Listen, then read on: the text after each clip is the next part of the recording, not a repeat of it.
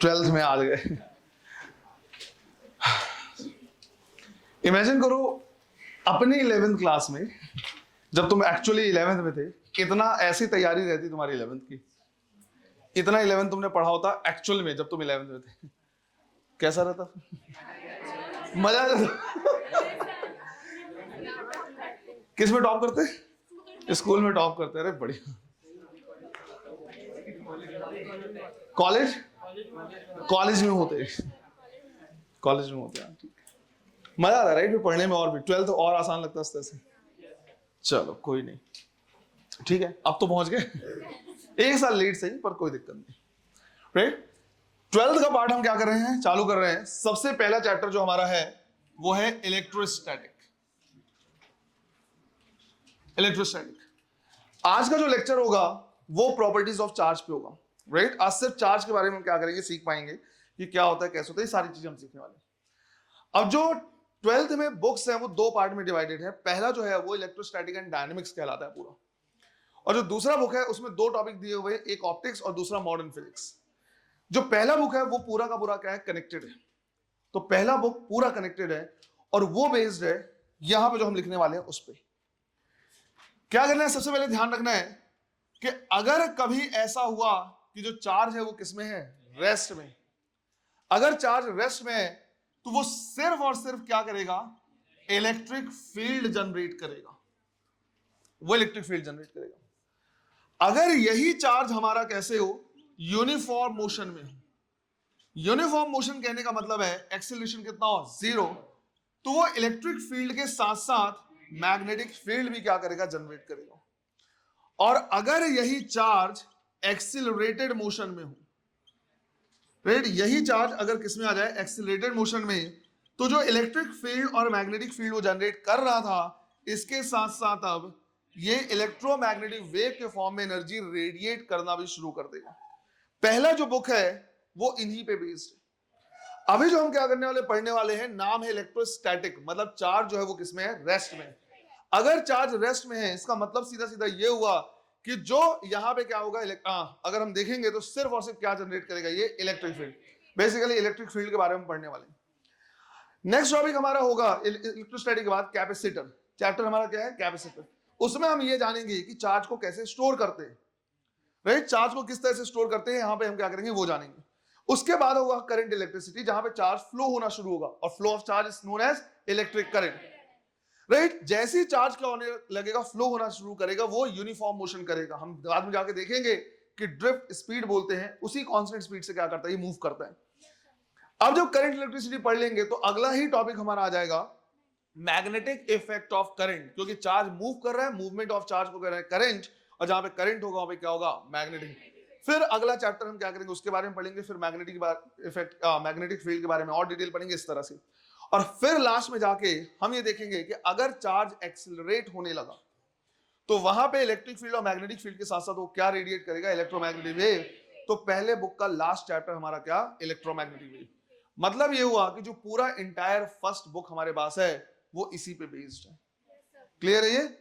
अब जब हम यहाँ पे क्या कर रहे हैं, बात कर रहे हैं कि भाई चार्ज रेस्ट में, चार्ज मोशन कर रहा है, चार्ज एक्सेलरेटेड मोशन कर रहा है, तो सबसे पहले तो हमें चार्ज के बारे में पता होना चाहिए। तो इसको लिखने के बाद हमें टॉपिक क्या करना है, डालना है charge and its properties, right? इनकी प्रॉपर्टीज के बारे में क्या करने वाले, सीखने वाले। तो पहले इसको लिखना है और टॉपिक डालना है चार्ज एंड इट्स प्रॉपर्टीज। क्या, चार्ज एंड इट्स प्रॉपर्टीज। सबसे पहले हमको क्या करना है, लिखना है चार्ज के बारे में, है ना? यहां पे डेफिनेशन लिखना है, charge is a property of matter, charge is a property of matter due to which it produces electric field, due to which it produces electric field। अब यहां पे जब हम क्या करें, चार्ज उसके प्रॉपर्टी सीख रहे हैं, तो हम यहां पे ये नहीं सीखने वाले हैं कि दो पॉजिटिव चार्ज क्या होंगे, एक दूसरे को रिपेल करेंगे, अनलाइक चार्ज अट्रैक्ट करेंगे, ये सारी फालतू की चीजें। यहां पे हम सीधा सीधा क्या करें, प्रॉपर्टीज देख रहे हैं, कॉम्पिटिशन पॉइंट ऑफ व्यू से क्या क्या पूछ सकता है। जब मैंने यहां पे क्या किया, डेफिनेशन लिखा है, तो मैंने ये लिखाया हुआ है कि charge is a property of matter, matter की प्रॉपर्टी। और मैटर क्या होता है, एनीथिंग विच हैज मास। इसका मतलब ये हुआ कि जो चार्ज होगा जब जब चार्ज तभी एग्जिस्ट करेगा जब वहां पे क्या हो, मास हो। तो जैसे ही हमने ये बोला कि charge is a property of matter, और मैटर वो है जिसका क्या हो, मास हो, मतलब चार्ज तभी एग्जिस्ट कर सकता है जब क्या हो, मास हो। मास चाहे तो चार्ज के बिना एग्जिस्ट कर सकता है, पर चार्ज मास के बिना एग्जिस्ट। अब हम क्यों इस पॉइंट पे जोर दे रहे हैं, वो इसलिए क्योंकि हम क्या करने वाले हैं, अपने सिलेबस में कुछ ऐसे पार्टिकल्स पढ़ने वाले हैं जो मासलेस पार्टिकल होंगे। और अगर पार्टिकल क्या है, मासलेस है, इसका मतलब है उसके पास कभी चार्ज एग्जिस्ट नहीं कर सकता। ये सारे मासलेस पार्टिकल हम क्या करने वाले, पढ़ने वाले कहां पे, जब हम पढ़ेंगे nuclear physics, right. Modern physics है उसमें भी, स्पेशली न्यूक्लियर फिजिक्स में मासलेस पार्टिकल पढ़ेंगे। तो जैसे हमने क्या किया, लिखा मैटर, मैटर को अंडरलाइन करना, और अगली लाइन क्या करनी, लिखनी इसी में, राइट। इसमें अगली लाइन लिखनी है, mass without charge can exist, mass without charge can exist, but charge without mass cannot exist. Charge without mass cannot exist. क्या तुम कुछ मासलेस पार्टिकल का एग्जांपल दे सकते हो? अगर हम बात करें किसकी, मासलेस पार्टिकल की, तो कुछ पार्टिकल, मासलेस पार्टिकल हमारे पास हैं। For example photon, neutrino, anti neutrino, etcetera, right. Neutron नहीं लिखा है, ध्यान देना, क्या लिखा हुआ है, न्यूट्रिनो। ये सारी चीजें जो हैं वो कैसे हैं, मासलेस है, राइट। याद करो, न्यूट्रिनो, एंटी न्यूट्रिनो, ये हमें मिलेगा कहां पे, बीटा डीके में। जब बीटा पॉजिटिव डिके होगा तो उस टाइम पे क्या मिलेगा, neutrino. Beta negative, beta decay में एंटी न्यूट्रिनो। ये सारे क्या है, पार्टिकल्स हैं जो मासलेस हैं। अगर ये पार्टिकल मासलेस हैं, राइट, इसका मतलब है ये सब के सब और कैसे रहेंगे, चार्जलेस भी रहेंगे। इनके पास कभी चार्ज नहीं हो सकता। तो कभी कभार क्या कर सकता है, थ्योरेटिकल क्वेश्चन पूछ सकता है, सिंस ये सारी चीजें मेंशन है अपने एनसीईआरटी में, पूछ सकता है कि इनके पास चार्ज होगा या नहीं होगा। ये सारे क्या रहेंगे, हमेशा चार्जेस रहेंगे। साथ ही साथ क्या करते रहे, लिखना है कि ये मासलेस पार्टिकल हैं, एज वेल एज वो क्या रहेंगे, चार्जलेस भी होंगे।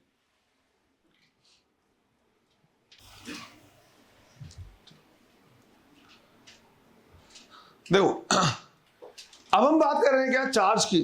तो चार्ज को मेजर भी करना पड़ेगा, और मेजर करेंगे तो चार्ज की क्या होनी चाहिए, यूनिट भी होनी चाहिए। तो अगर हम चार्ज की यूनिट्स की बात करें तो सबसे पहले तो हमारे पास आ जाता है क्या, SI unit, which is Coulomb, right. Represent करेंगे इसे सी से। उसके बाद आता है हमारे पास सीजीएस यूनिट। सीजीएस यूनिट को क्या लिखेंगे, राइट। इसके अलग अलग नाम होते हैं। सीजीएस यूनिट को कभी कभी बोला जाता है क्या, स्टैट कूलॉम, कभी कभी ईएसयू, इलेक्ट्रोस्टैटिक यूनिट, या फिर इसी का एक और नाम होता है फ्रैंकलिन। तो हो सकता है कभी कभी तुमको देते दो फ्रैंकलिन चार्ज है, तो भैया पता तो होना चाहिए, क्वेश्चन आसान है, बट यूनिट ऐसे बोल दिया कि तुमको पता ही नहीं। इनके बीच का कन्वर्जन भी पता होना चाहिए। तो जो 1 स्टैट कूलम होगा वो होगा लगभग 3.3 इंटू 10⁻⁻10 कूलम, या 1 कूलम को याद कर सकते हो 3 इंटू 10⁹ स्टैट कूलम। इसी तरह से केमिस्ट्री में जनरली तुम एक और पढ़ते हो, फैराडे, राइट। तो वहां पे एक और यूनिट होता है which is known as Faraday. Farad नहीं बोलना है, फैरेड किसकी यूनिट होती है, कैपेसिटेंस की। हम बात कर रहे हैं Faraday.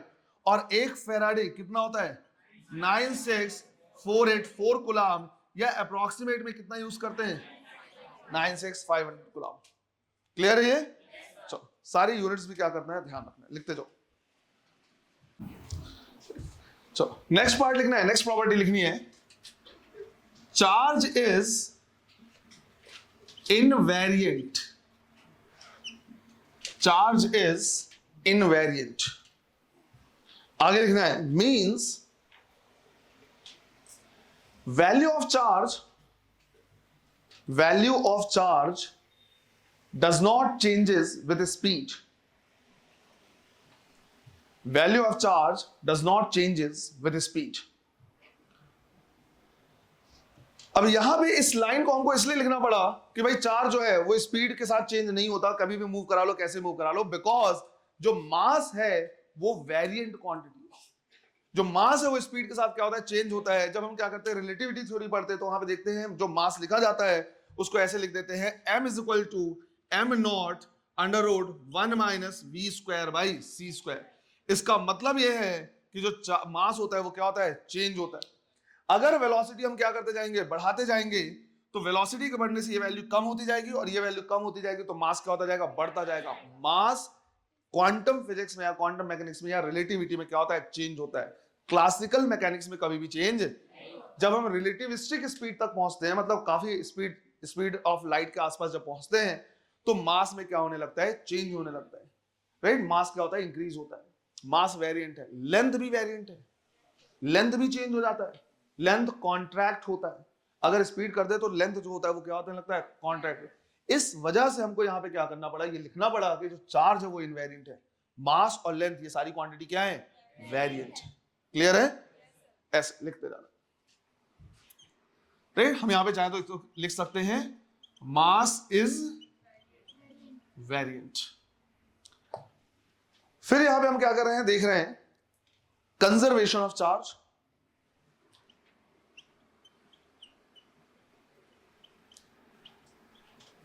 Right, conservation of charge क्या होना चाहिए, conservation of charge, charge can neither be created nor be destroyed, only be, वो बिल्कुल एनर्जी की कंजर्वेशन को एज इट इज, बस एनर्जी की जगह चार्ज लगा के कन्वर्ट किए जा रहे हैं। वो energy can only be converted into, तो charge can only be, charge को क्रिएट भी कर सकते हैं और चार्ज को डिस्ट्रॉय भी कर सकते हैं। अब बताओ चार्ज कैसे conserve, net charge can neither be created nor be destroyed, charge can be created and can be destroyed, right. Charge को क्रिएट भी किया जा सकता है, process known as pair production. Charge को डिस्ट्रॉय भी किया जा सकता है, the process called annihilation, annihilate कर सकते हैं। नेट चार्ज कभी भी चेंज नहीं होगा। अपनी क्यूरियोसिटी के लिए तुम क्या कर सकते हो, सिर्फ इस चीज को जान सकते हो, प्रोसेस होता है पेयर प्रोडक्शन, पेयर प्रोडक्शन। अगर मान लो हमने क्या किया है, कहीं पे मैटर ले लिया और मैटर के ऊपर क्या करें, एनर्जी गिराए, तो लेट्स से कोई न्यूक्लियस लिया है हमने और न्यूक्लियस के ऊपर एनर्जी गिरा रहे हैं, लाइट गिरा रहे हैं, जिसकी एनर्जी कितनी है, h न्यू। जब हम एनर्जी क्या करते हैं, गिराते हैं, तो हमको यहां से क्या होता है, चार्जेस मिलते हैं। फॉर एग्जांपल इलेक्ट्रॉन मिल गया और साथ ही साथ पॉजिट्रॉन मिल गया। जो ई पॉजिटिव है इसको क्या बोलते हैं, पॉजिट्रॉन। पॉजिट्रॉन क्या है, एंटी मैटर। जिस तरह से हमारा यूनिवर्स मैटर से बना हुआ है, इसी का एग्जैक्टली क्या है, अपोजिट होता है, एंटी मैटर। इलेक्ट्रॉन का एंटी मैटर प्रोटॉन नहीं होता है, क्या होता है, पॉजिट्रॉन। मतलब ये हुआ कि दोनों मास के हिसाब से क्या है, बिल्कुल सेम है, लेकिन एक प्लस है और एक माइनस है, मास दोनों का सेम है। जबकि अगर इलेक्ट्रॉन और प्रोटॉन को कंपेयर करोगे तो दोनों का मास भी अलग है और दोनों के चार्जेस भी अलग है, राइट। ये कहलाता है antimatter. Beta positive decay में यही मिलते हैं, बीटा पॉजिटिव डीके में ये मिलता है। और अगर कभी इन केस कभी जनरल नॉलेज या कभी इस तरह से बातचीत चले कि वर्ल्ड में सबसे महंगा चीज क्या है, तो एंटी मैटर। वर्ल्ड में सबसे महंगा चीज जो है वो एंटी मैटर है।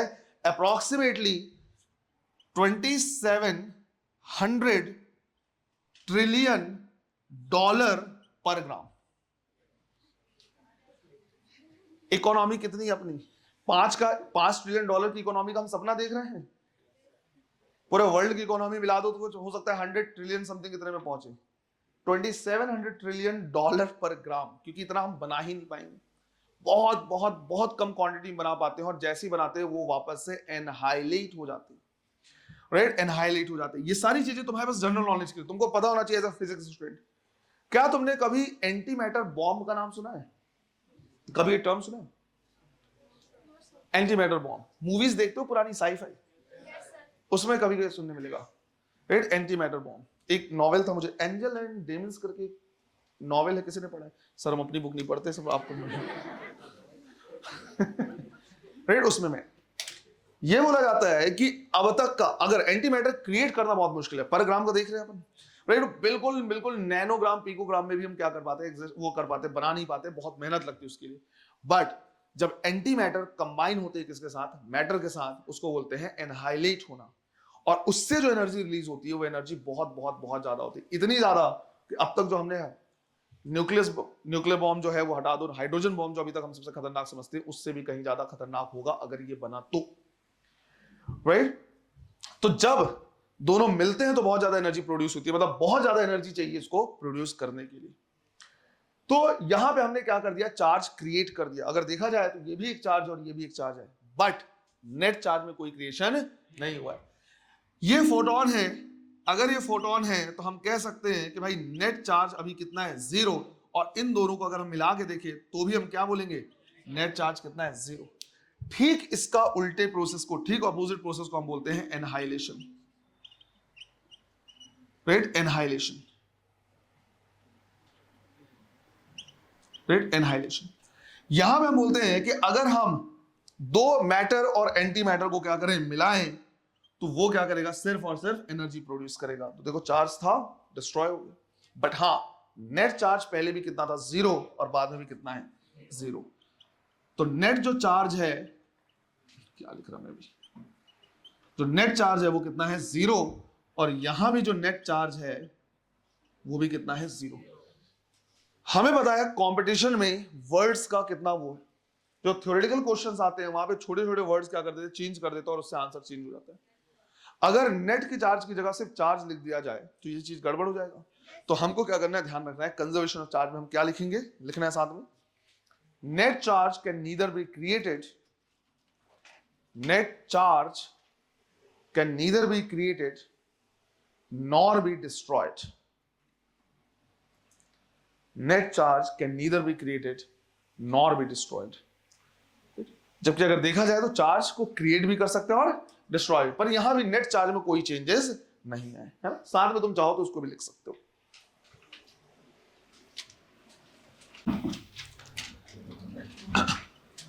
फिर हमें क्या करना है, देखना है इसी में क्वांटाइजेशन ऑफ चार्ज। कहीं भी अगर क्वांटाइजेशन लिखा हुआ है या वर्ड देखे क्वांटा, उसका मतलब होता है कि जिसके बारे में हम बात कर रहे हैं उसको क्या कर सकते हैं, डिवाइड करते करते करते करते लास्ट में हमारे पास एक ऐसा वो बचेगा, पॉइंट बचेगा जिसको हम फर्दर डिवाइड नहीं कर सकते। और वो जो लास्ट में पॉइंट बचेगा वो अपने बल्क को क्या कर सकता है, इंडिविजुअली रिप्रेजेंट कर सकता है। फॉर एग्जाम्पल लोहे का एक बड़ा सा ब्लॉक ले लूं, मैं इसको ब्रेक करता जाऊं करता जाऊं करता जाऊं करता जाऊं, तो लास्ट में सबसे छोटा वो पार्टिकल जो आयरन को रिप्रेजेंट कर सकता है वो हो जाएगा क्या, एटम। फर्दर एटम को ब्रेक किया जा सकता है, लेकिन जस्ट टाइम पे एटम को ब्रेक करके इलेक्ट्रॉन और न्यूक्लियस को अलग कर देंगे, या प्रोटॉन और न्यूट्रॉन को अलग कर देंगे, अब वो आयरन को रिप्रेजेंट नहीं करेगा। लेकिन जब तक वो अपने आप में एटम है वो कहलाएगा लोहे का एक क्वांटा, सबसे स्मॉलेस्ट यूनिट वही होगी। इसी तरह से जब चार्ज को भी हम क्या करते हैं, ब्रेक करते जाते हैं, तो लास्ट में क्या मिलता है, एक स्मॉलेस्ट यूनिट मिलता है जो कहलाता है क्वांटा। और वो स्मॉलेस्ट यूनिट है इलेक्ट्रॉन का चार्ज, और इलेक्ट्रॉन का चार्ज कितना है, 1.6 इंटू 10⁻⁻⁹ कूलम। मतलब जितने भी चार्जेस हमें मिलेंगे वो इसी स्मॉलेस्ट यूनिट के मल्टीपल में मिलेंगे। जहां भी क्वांटाइजेशन टर्म लिखा जाएगा इसका मतलब स्मॉलेस्ट यूनिट के मल्टीपल में ही कुछ चीजें मिलने हैं, राइट। तो यहां पे हमें क्या करना है, लिखना है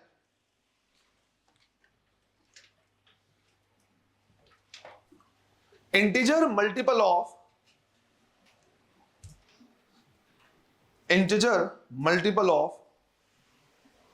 smallest unit of charge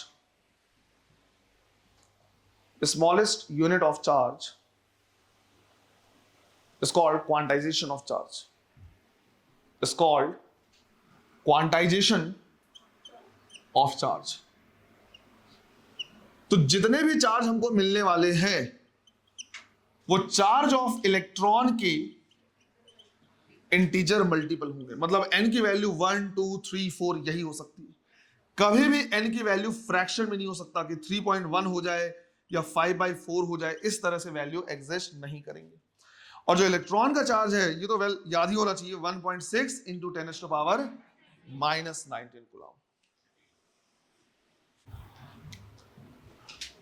next point में हमें क्या करना है, लिखना है repulsion is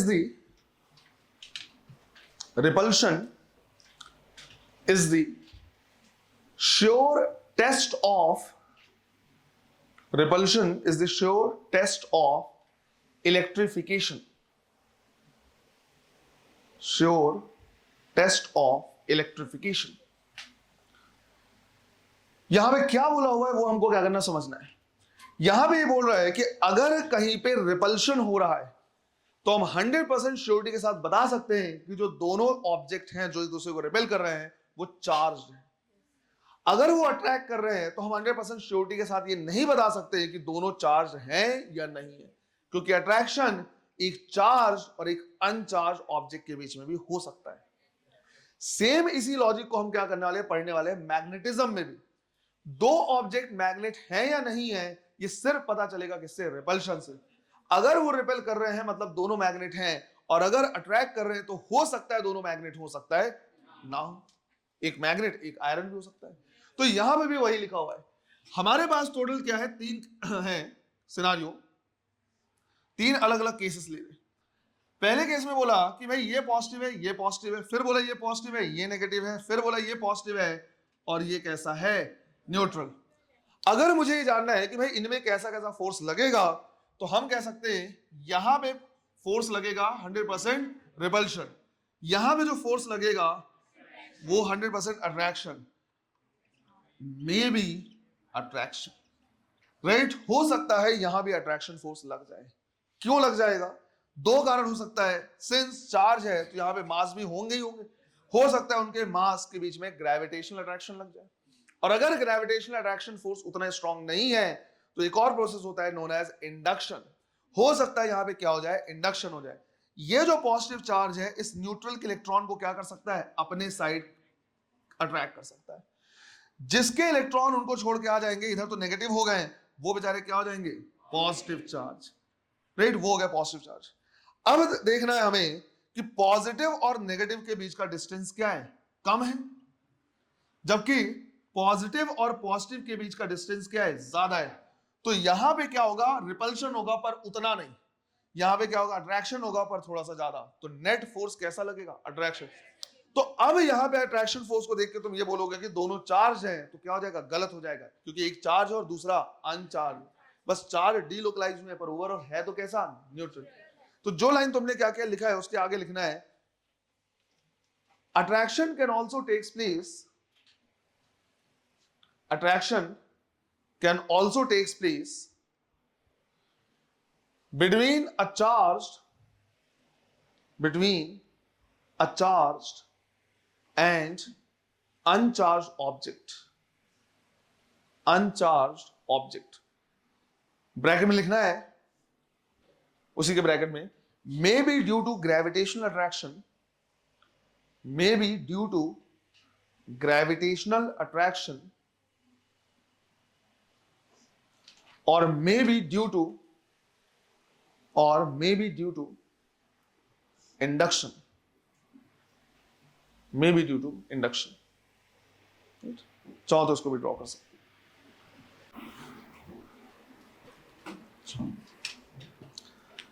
फिर इसी में हमें क्या करना है, देखना है प्रोसेस ऑफ चार्जिंग।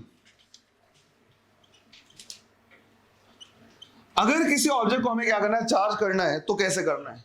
इसका बिल्कुल मतलब नहीं कि हम वहां पे पेयर प्रोडक्शन करना शुरू कर देंगे, वो ऐसे चार्ज नहीं करते, राइट। नॉर्मली हम क्या करने वाले, चार्ज करने वाले हैं, तो इसके 3 प्रोसेस हम यहाँ पे यूज करने वाले हैं। एक यूज करेंगे क्या, कंडक्शन। कंडक्शन का सीधा सीधा मीनिंग है, इसको लिखाने वाली जरूरत नहीं कि भाई हमारे पास एक चार्ज ऑब्जेक्ट है, दूसरा अनचार्ज है, दोनों के बीच में हम क्या कर दें, एक वायर लगा दिया, दोनों को कनेक्ट कर दें, तो जो चार्ज है वो जहां पे है और जहां पे नहीं है वहां से ट्रेवल कर जाएगा, और अनचार्ज को भी क्या करेगा, चार्ज करेगा। बट कंडक्शन प्रोसेस यूज होता है कंडक्टर्स के लिए, जहां पे चार्ज क्या हो पाए, कंडक्ट हो पाए, फ्लो हो पाए, कंडक्टर्स के। इसी तरह से दूसरा मेथड होता है हमारे पास फ्रिक्शन का, राइट। फ्रिक्शन सीधा सीधा और कुछ नहीं, अगर हम दो ऑब्जेक्ट को क्या करते हैं, रब करते हैं, तो फ्रिक्शन की वजह से वहां पे हीट जनरेट होता है। अगर ये हीट सफिशिएंट है आउटर मोस्ट शेल से इलेक्ट्रॉन को निकालने के लिए, या उससे क्या कर सकते हैं, उस मेटल ऑब्जेक्ट से या उस इंसुलेटर से ऑब्जेक्ट को वो करने के लिए, सॉरी, इलेक्ट्रॉन को निकालने के लिए, तो अगर इलेक्ट्रॉन निकला और दूसरे को मिला, तो जिससे इलेक्ट्रॉन निकलेगा वो हो जाएगा कैसा, पॉजिटिव चार्ज, और जिसको इलेक्ट्रॉन मिलेगा वो हो जाएगा नेगेटिव चार्ज। तो दूसरा मेथड होता है हमारे पास फ्रिक्शन, बट फ्रिक्शन मेथड हम यूज करते हैं सिर्फ और सिर्फ इंसुलेटर के लिए। अभी गलती से मेरे मुंह से कंडक्टर निकला था, मेटल निकला था, मेटल के लिए नहीं, राइट, हमेशा किसके लिए? इंसुलेटर के लिए। तो इसको हम यूज करेंगे फॉर इंसुलेटर्स। तीसरा प्रोसेस होता है हमारे पास इंडक्शन, राइट, तीसरा प्रोसेस होता है इंडक्शन। इंडक्शन दोनों के लिए यूज होता है, for conductor and insulator, right, दोनों के लिए क्या होता है? ये यूज होता है। इंडक्शन प्रोसेस कैसा होता है वो थोड़ा सा हम क्या करते हैं देख लेते हैं। अगर मान लो मेरे पास क्या है, कोई न्यूट्रल ऑब्जेक्ट है और मुझे उसे पॉजिटिव चार्ज करना है, उसे ओवरऑल पॉजिटिव चार्ज करना है, तो अगर उसे ओवरऑल पॉजिटिव चार्ज करना है, इंडक्शन का मतलब ये होता है इंड्यूस करना। ना तो हमें कनेक्ट करना है, ना किसी तरह से कांटेक्ट में नहीं लाना है, सिर्फ उसमें चार्ज क्या करना है? इंड्यूस करना है। तो न्यूट्रल में अगर तुमको पॉजिटिव चार्ज इंड्यूस करना है तो तुमको एक रॉड या कुछ भी लाना पड़ेगा जो कैसा हो? नेगेटिवली चार्ज हो। अब होता यह है कि लेट्स से हमने बोला कि पहला स्टेप ऐसा है कि ये हमारे पास एक न्यूट्रल ऑब्जेक्ट है, राइट, न्यूट्रल ऑब्जेक्ट है तो पॉजिटिव और नेगेटिव चार्ज क्या है? यूनिफॉर्मली डिस्ट्रीब्यूटेड है। मुझे इसे चार्ज करना है तो हम क्या करते हैं? इसके पास एक ऑब्जेक्ट लाते हैं और वो ऑब्जेक्ट कैसा होना चाहिए? Negatively charge. जब हम क्या करते हैं? इसको पास लाते हैं तो अगले स्टेप में सीधा सीधा ये हो रहा है कि इस न्यूट्रल ऑब्जेक्ट में से जब इसको हमने क्या किया? नेगेटिवली चार्ज पास लाए तो ये क्या करता है? इलेक्ट्रॉन को रिपेल करता है। इलेक्ट्रॉन के रिपल्शन से इस न्यूट्रल ऑब्जेक्ट में जो इलेक्ट्रॉन होते हैं वो अपोजिट एंड में चले जाते हैं। जहां से इलेक्ट्रॉन चले गए हैं वो खुद कैसे हो जाएंगे? पॉजिटिव एंड हो जाएंगे। थर्ड स्टेप में हम सिंपल ये करते हैं कि इस ऑब्जेक्ट को अभी भी हम पास में रखते हैं जो नेगेटिव चार्ज था, राइट, इसके नेगेटिव चार्ज दूसरे साइड जा चुके हैं, पॉजिटिव साइड इधर पे क्या हो गए हैं? एक्यूमुलेट हो गए हैं। इस वाले पार्ट को हम ग्राउंड कर देते हैं, राइट, इसे ग्राउंड कर देते हैं। ग्राउंड करने से ये पूरे के पूरे इलेक्ट्रॉन कहां चले जाते हैं? राइट, ग्राउंड में। जैसे ही क्या होता है? ग्राउंड में जाते हैं, वैसे ही अगले स्टेप में हम क्या करते हैं? ग्राउंडिंग को रिमूव कर देते हैं। अब अगर हमने क्या कर दिया? ग्राउंडिंग को रिमूव कर दिया, बहुत देर तक ग्राउंड करोगे तो ये पॉजिटिव चार्ज में न्यूट्रलाइज हो जाएंगे, राइट। जैसे ही ग्राउंड करके इसको रिमूव करते हैं, ये नेगेटिव चार्ज चले गए, इसको हम हटा देते हैं, ये जो पॉजिटिव चार्ज बचा है, ये पॉजिटिव चार्ज क्या हो जाएगा? पूरे इसमें यूनिफॉर्मली डिस्ट्रीब्यूटेड हो जाएगा और ये अब कैसा हो गया है? Positive charge. इसको बोलते हैं चार्ज इंड्यूस करना। किसी भी टाइप से कोई कांटेक्ट नहीं किया और चार्ज हमने क्या कर दिया? इंड्यूस कर दिया। क्लियर? ये तो तीन मेथड हमारे पास होंगे चार्जिंग प्रोसेस के, है ना। इसको भी लिख लो। For a conductor, charge always resides. For a conductor, charge always resides on the surface. Always resides on the surface. मतलब ये है कि अगर हमारे पास कोई कंडक्टिंग ऑब्जेक्ट है, भले वो 3 डायमेंशन है, तुम चार्ज कहीं भी दो, वो हमेशा कहां पे आ जाएगा? सरफेस पे आ जाएगा। तो अगर हम कंडक्टर की बात करें, राइट, कंडक्टर लिया हुआ हमने और भले यहां पे हमने क्या लिया? स्फीयर लिया हुआ है, राइट, सॉलिड स्फीयर है, अंदर पे हमने क्या कर दिया? चार्ज रखा, लेकिन वो चार्ज हमेशा कहां चला जाएगा? सरफेस पे। रीजन ये है क्योंकि इनके बीच में क्या होगा? रिपल्शन होगा, और कंडक्टर का मतलब ये चार्ज मूव कर सकते हैं। तो रिपल्शन को मिनिमाइज करने के लिए सबसे ज्यादा जो उनको क्या होगा? आपस में डिस्टेंस मिलेगा, वो कहां मिलेगा? सरफेस पे। तो यहीं पे इनके बीच में सबसे ज्यादा क्या होगा? डिस्टेंस होगा। अगर डिस्टेंस सबसे ज्यादा है, मतलब क्या हुआ? उनके बीच में रिपल्शन क्या होगा? कम होगा। अब इसका इफेक्ट ये पड़ता है कि कहां पे तुमको सरफेस चार्ज डेंसिटी यूज करना है और कहां पे वॉल्यूमेट्रिक चार्ज डेंसिटी यूज करना है। जल्दी जल्दी में दिमाग ये करता है कि अगर मान लो मैंने बोला कि भाई ये क्या है? सॉलिड स्फीयर है।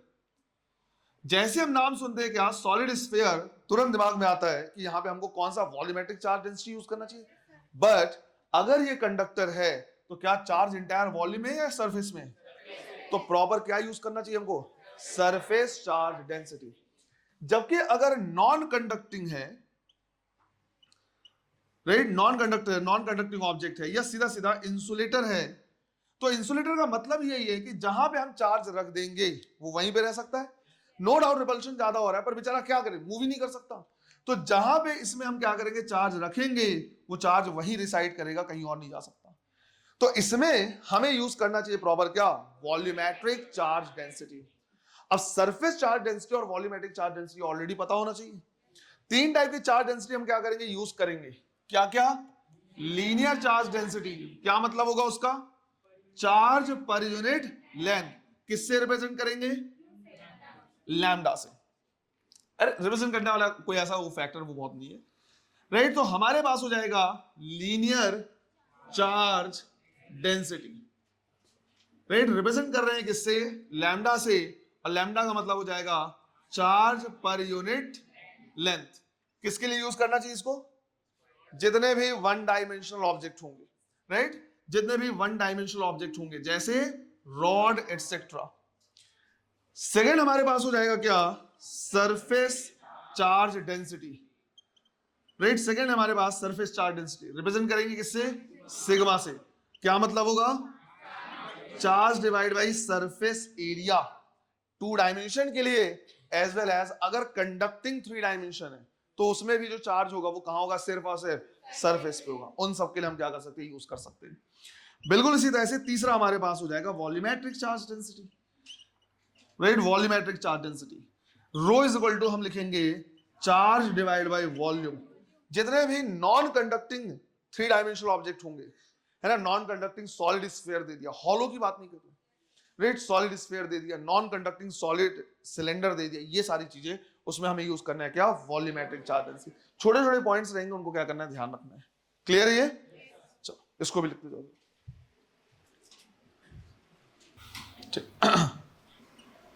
नेक्स्ट पॉइंट लिखना है positive charge always flows from high potential to low potential. Positive charge always flows from high potential to low potential. तो जिस तरह से बाकी सारी चीजों को हमने क्या क्या सीखा हुआ है कि हीट हाई टेम्परेचर से लो टेम्परेचर, उसी तरह से जो पॉजिटिव चार्ज होगा वो हाई पोटेंशियल से लो पोटेंशियल होगा। मुझे आंसर दो इसका कि लेट से यहां पे हमने क्या क्या लिया है? दो स्फीयर ले लिया, पहला स्फीयर है ए, दूसरा स्फीयर है बी। यहां पे मैंने बोला 10 माइक्रोकूलम चार्ज है और यहां पे मैंने बोला 4 माइक्रोकूलम चार्ज है।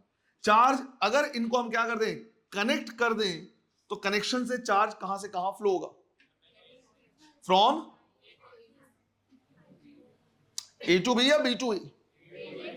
ए टू बी। कब तक? जब तक दोनों का इक्विलिब्रियम। इक्विलिब्रियम के टाइम पे कितना कितना चार्ज हो जाएगा? अरे कितना कितना? 7 माइक्रोकूलम इसमें और 7 माइक्रोकूलम इसमें, यही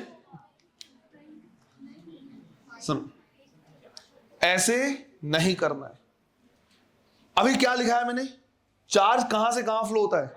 हाई पोटेंशियल लो पोटेंशियल। तुम कहां से कहां फ्लो करा रहे हो? ज्यादा चार्ज से कम चार्ज। सर दोनों अलग अलग होते हैं, राइट? चार्ज को देख के कभी भी इस तरह से फ्लो नहीं कराना है, पोटेंशियल को देख के क्या करना है? कराना है।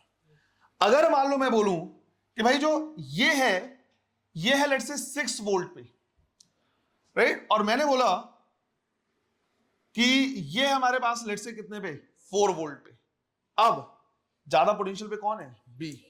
कम पे कौन है? ए। कहां से कहां फ्लो होगा? बी टू ए। तो चार्ज का जो फ्लो होगा वो कहां से कहां होगा? बी टू ए होगा, क्योंकि वो हाई पोटेंशियल पे और ये लो पोटेंशियल। कब तक? जब तक दोनों का पोटेंशियल इक्वल ना हो जाए। जब पोटेंशियल दोनों का इक्वल हो जाएगा तो कितना हो जाएगा? कितना? नहीं, ऐसा जरूरी नहीं है कि दोनों का पोटेंशियल 5 वोल्ट और 5 वोल्ट हो जाए। तुमने यहां से क्या किया? दोनों का एवरेज लिया। अरे 5 वोल्ट ऐसे ही आया ना कि जो कॉमन पोटेंशियल है 6 + 4 डिवाइड बाई 2, मतलब कितना आ गया? 5 वोल्ट। मतलब इससे 1 वोल्ट निकल के इसमें चला गया, यही। ऐसा नहीं करते। अब समझो, यहीं पे हमें क्या करना है? अपना कॉन्सेप्ट समझना है। मैंने तुमको क्या किया है? पहले भी हिंट किया है कि 12th का पार्ट थोड़ा कंपेरेटिवली टफ इसलिए हो सकता है क्योंकि जितनी चीजें वो दिखती नहीं। चार्ज लिख दिया मैंने, चार्ज दिख नहीं रहा, इमेजिन नहीं कर पा रहे। पोटेंशियल लिख दिया मैंने, 6 वोल्ट है, 4 वोल्ट है। कहीं ना कहीं कॉन्सेप्ट हमने क्या कर लिया? सीख लिया है, हमने डेफिनेशन याद किया, पर हमें पोटेंशियल दिख नहीं रहा। चीजों को अगर हम विजुलाइज कर पाए तो चीजें आसान हो जाएंगी। तो अब यहां पे हम इसको विजुलाइज करने की कोशिश कर रहे हैं, हम इसको देखने की कोशिश कर रहे हैं। मैंने तुमको बोला है फिजिक्स में 3 पैरेलल कॉन्सेप्ट है, पानी का फ्लो, हीट का फ्लो और चार्ज का flow. Water current, thermal current, electric current. ज्यादा हाइट से कम हाइट या ज्यादा प्रेशर से कम प्रेशर। भाई जहां पे हाइट ज्यादा होगा रो जी एच के अकॉर्डिंग प्रेशर भी ज्यादा होगा, राइट। ज्यादा टेम्परेचर से कम टेम्परेचर, ज्यादा पोटेंशियल से कम पोटेंशियल। इन तीनों में एक ही दिखता है, पानी। तो उसी से देखने की कोशिश करते हैं। जहां जहां पे अभी तक हम चार्ज की बात कर रहे थे, हम उसको रिप्लेस करने की कोशिश कर रहे हैं वाटर से, और जहां जहां पे हम पोटेंशियल की बात कर रहे थे उसको रिप्लेस करने की कोशिश कर रहे हैं पानी के हाइट से।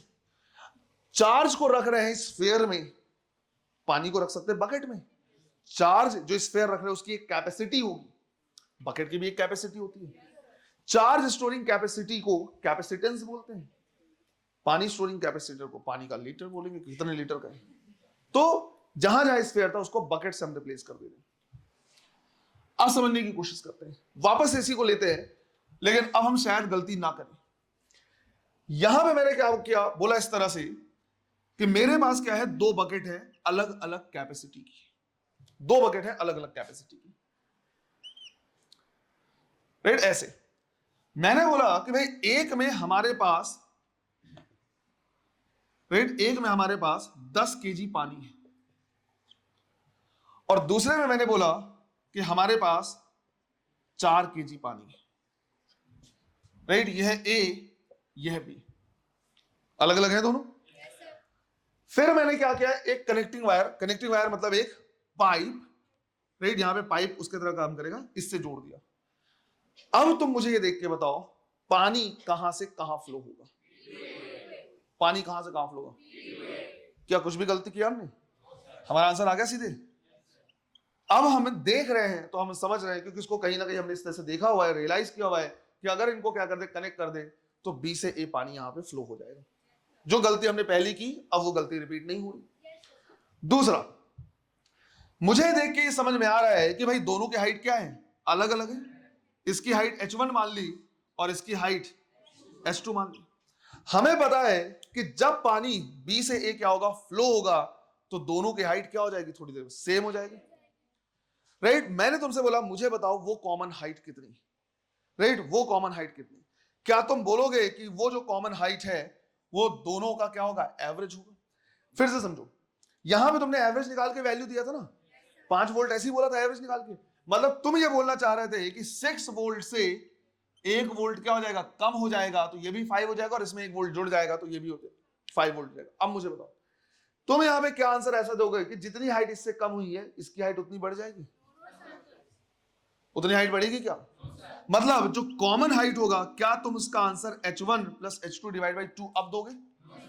कुछ गलत नहीं कर रहे हैं हम। अब इससे पहले वो इस चीज को इमेजिन करने में क्या हो रहा था, मुश्किल हो रहा था कि यार कैसे एक कम हो जाना चाहिए दूसरे में बढ़ जाना चाहिए, और अगर नहीं हो रहा तो क्यों नहीं हो रहा। पर अब हम यहां पे आंसर दे रहे हैं कि इतना पता है कि इससे जितनी हाइट कम होगी इसमें उतनी हाइट बढ़ जाए, ऐसा जरूरी, और अगर ऐसा जरूरी नहीं है इसका मतलब है कि जो कॉमन हाइट होगा वो h1 plus h2 divide by 2 के बराबर नहीं होगा।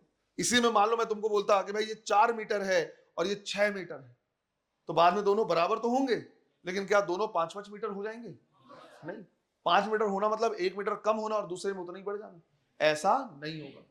इसमें से हाइट तेजी से क्या होगा, कम होगा, पर इसमें हाइट बढ़ेगी पर उतनी तेजी से।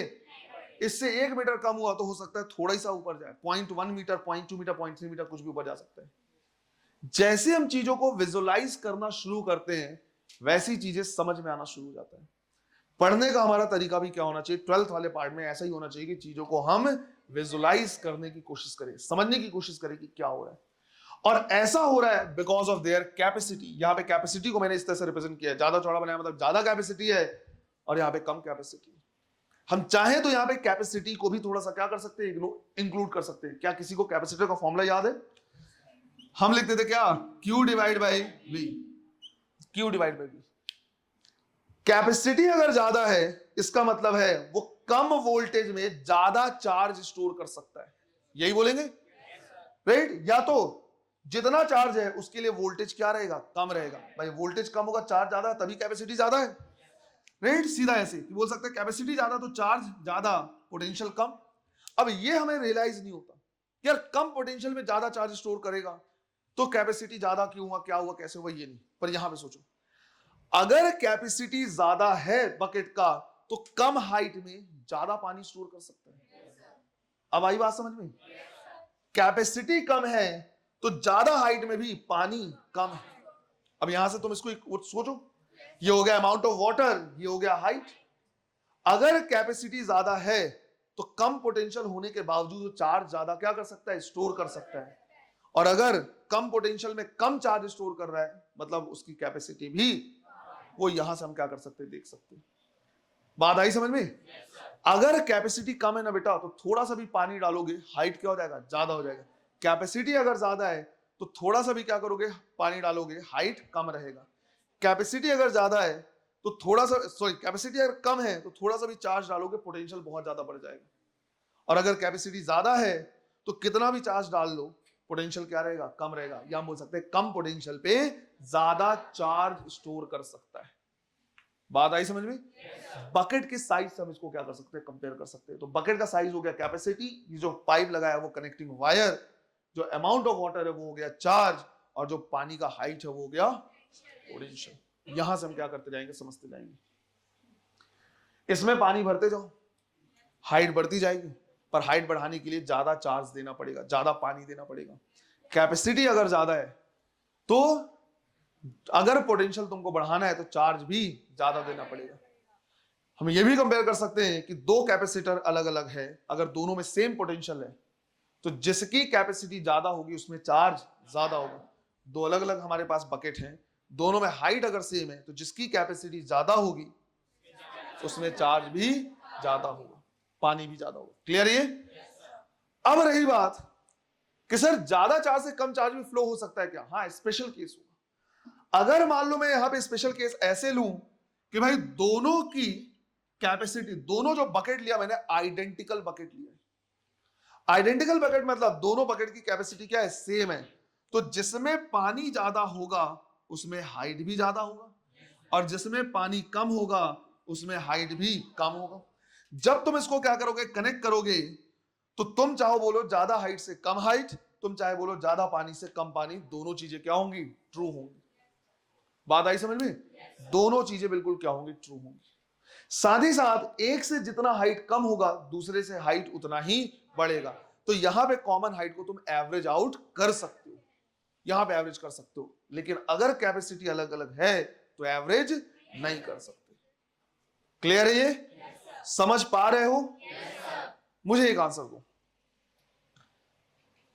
क्या ऐसा पॉसिबल है कि मैं दो स्फीयर, दोनों में चार्ज है, दोनों को क्या करूं, कनेक्ट करूं, और कनेक्ट करने से एक स्फीयर का पूरा चार्ज दूसरे में चला जाए?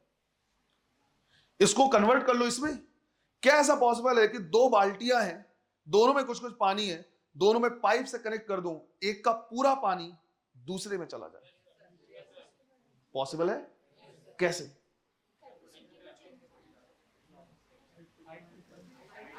भाई एक बकेट का पूरा पानी दूसरे में जा सकता है पाइप लगा के। कैसे? अगर मैं जिस बकेट के पानी को दूसरे में ट्रांसफर करना चाहता हूं उसको परमानेंट ज्यादा हाइट पे रख दूं, भाई स्लैब के ऊपर एक बकेट को नीचे रख दूं, दूसरे को ऊपर रख दूं। अब अगर मैंने उसको ऊपर रख दिया है मतलब अब वो परमानेंट ज्यादा पोटेंशियल पे, ज्यादा हाइट पे, अगर मैं पाइप कनेक्ट करूं तो उसका पूरा का पूरा पानी दूसरे में जा सकता है? थोड़ा सा आउट ऑफ द बॉक्स सोचना पड़ेगा, पर किया तो जा सकता है। भाई यही तो कारण है कि जो टंकियां होती छत के ऊपर लगाई जाती हैं ताकि उसका पूरा का पूरा पानी नीचे बकेट में हम ला सकें।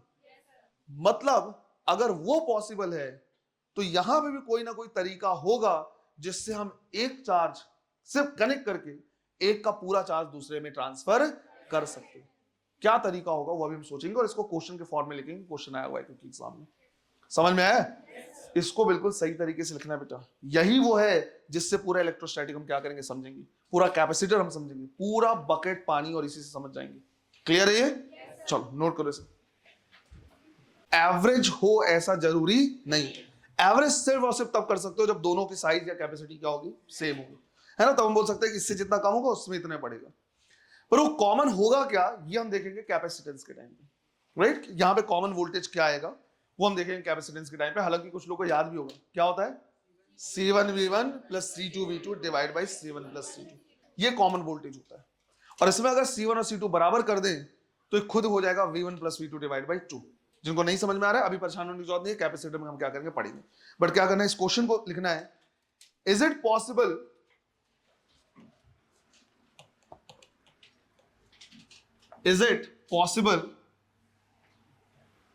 to transfer complete charge,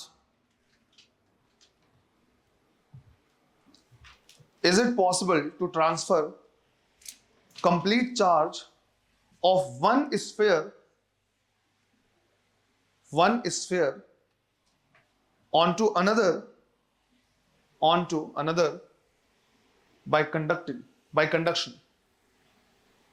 onto another by conduction? Answer है यस। कैसे करते हैं वो समझना है। मान लो मुझे क्या करना है, मेरे पास दो स्फीयर हैं जिसका चार्ज मुझे ट्रांसफर करना है दूसरे में, तो उसको हम क्या करते हैं, दूसरे स्फीयर के अंदर रख देते हैं। फॉर एग्जांपल यहां पे दो स्फीयर हैं, एक है स्फीयर बी, दूसरा है स्फीयर ए। अगर मैं इसमें क्या कर दूं, इन दोनों को कनेक्ट कर दूं, तो हम कहेंगे कि total charge of B will be transferred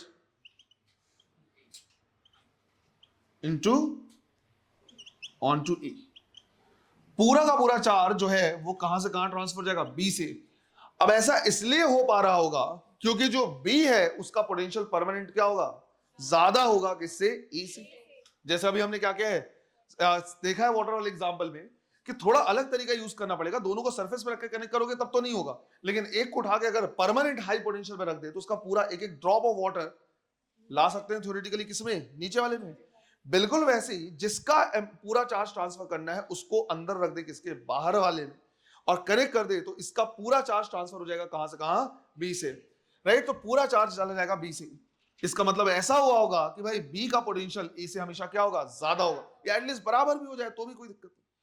right, हमेशा क्या होगा, ज्यादा होगा। अब अंदर वाले का पोटेंशियल हमेशा बाहर वाले से ज्यादा क्यों है, इसका एक्सप्लेनेशन हम पोटेंशियल के टाइम पे क्या करेंगे, पढ़ेंगे। राइट, कोई वो नहीं है, आराम से, क्योंकि प्रॉपर पढ़ना पड़ता है। प्रॉपर पहले पूरा पोटेंशियल के बारे में क्या करेंगे, पढ़ेंगे, उसके बाद हम क्या करेंगे, डेरिवेशन उसका देखेंगे, तब जाके एक्सप्लेनेशन आएगा। तो फिलहाल ये मान के चलना है कि भाई अंदर के पोटेंशियल हमेशा क्या होगा, ज्यादा होगा। एक एक्सप्लेनेशन चाहो तो नॉर्मल से मैं ऐसे दे सकता हूं कि हमने ये सीखा है पूरा का पूरा जो सरफेस होता है, पूरा का पूरा चार्ज होता है कहां होता है, अपर सरफेस पे होता है। राइट, आउटर सरफेस पे होगा। जब ये अकेला था तो इसके लिए आउटर सरफेस यही था, पर अब इसको कॉरिडोर मिल गया तो एक तरीके से आउटर सरफेस ये हो गया, ये मिनिमाइज करने के लिए बाहर चल जाएगा। पर इसका एक्चुअली ट्रू एक्सप्लेनेशन ये नहीं है। राइट, वो मान सकते हैं ऐसा। प्रॉपर एक्सप्लेनेशन यही है कि अंदर वाले का पोटेंशियल हमेशा क्या होगा, ज्यादा होगा किससे, बाहर वाले का। राइट, तो हम लिखेंगे potential of B is greater than potential of A। Right, इसका एक्सप्लेनेशन आएगा बेटा बाद में, है ना, प्रॉपर हम इसको एक्सप्लेन करेंगे, ये आता है, वो परेशान होने की जरूरत नहीं। क्लियर है ये? ऐसे हम कर सकते हैं अंदर वाले का पोटेंशियल। तुमको क्या करना है, इसको ध्यान भी रखना है, क्योंकि इस पे बेस्ड एक पूरा का पूरा डिवाइस है, Van de Graaff generator. Right, हालांकि वैन डी ग्राफ जनरेटर को बहुत पहले सिलेबस से क्या कर दिया गया है, हटा दिया गया है, तो डिवाइस हटाया गया है, पर वो किस कॉन्सेप्ट पे बेस्ड है वो तुमसे पूछ सकता है। राइट, तो वैन डी ग्राफ जनरेटर जो है वो इसी प्रिंसिपल पे बेस्ड है कि अंदर वाले का पोटेंशियल कम होता है, ज्यादा बाहर वाले का ज्यादा। जब भी कनेक्ट, अंदर वाले का पोटेंशियल ज्यादा होता है, बाहर वाले का कम। जब भी हम दोनों कनेक्ट करेंगे अंदर का पूरा चार्ज बाहर फ्लो कर जाएगा। क्लियर है ये? सिंपल सा। तो आज जो हमने देखा है वो सिर्फ और सिर्फ बिल्कुल थ्योरी पार्ट देखा है। कल हम सिर्फ और सिर्फ क्या करेंगे, न्यूमेरिकल ही देखेंगे, क्योंकि अब आएगा कूलाम्बिक फोर्स, और कल हम देखेंगे कितने वैरायटीज के क्वेश्चन क्या हो सकते हैं, बन सकते हैं कूलाम्बिक फोर्स में। क्लियर ये? तो कल हम क्या करेंगे, पूरे का पूरा यही देखेंगे। क्लियर? चलो, थैंक यू सर।